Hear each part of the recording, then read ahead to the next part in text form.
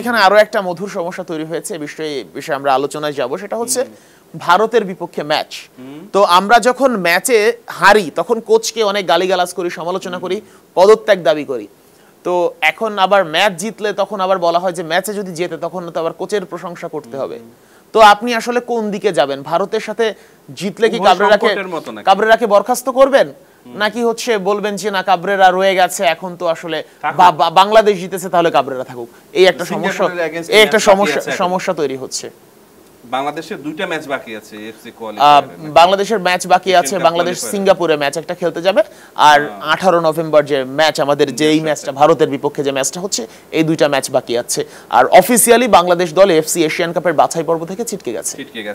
আপনার কাছে কি মনে হচ্ছে, ধরেন যে বাংলাদেশ ইন্ডিয়াকে যদি হারিয়ে দেয়, বাংলাদেশের জেতার সম্ভাবনা রয়েছে, যদি হারিয়ে দেয় বাংলাদেশ ইন্ডিয়াকে, তাহলে কাবরেরা কি থেকে যাবে, রেখে দেওয়া হবে তাকে?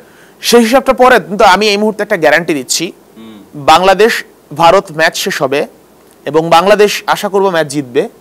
ম্যাচ জিতে বের হওয়ার পর বাফুফের কর্তারা যখন বের হবে 1 নম্বর গেট দিয়ে, তখন আমরা যখন মাইক্রোফোন নিয়ে ধরবো, যখন জিজ্ঞেস করব যে হাভিয়ের কাবরেরার কি করবেন, তখন বাফুফের কর্তারাই সেই বলবে, একদম টপ লেভেলে যারা আছে তারাই বলবে এতদিন যখন কাবরেরা ম্যাচ হেরেছে তখন আপনারা পদত্যাগ চেয়েছেন, আজকে তো ম্যাচ জিতো, তাহলে আজকে কেন কাবরেরার কথা বলছেন?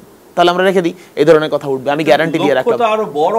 অবশ্যই বড় হওয়া উচিত ছিল, আমাদের লক্ষ্য বড় হওয়া উচিত ছিল, এবং এখনো সময় আছে। লক্ষ্য মানে হামজা সুমিত্রা তো আমাদের দলে আজীবন খেলবে না, তো আমাদের ওই টেম্পোটা সেট করতে হবে, এবং এইটা হচ্ছে আমাদের সুবর্ণ সুযোগ।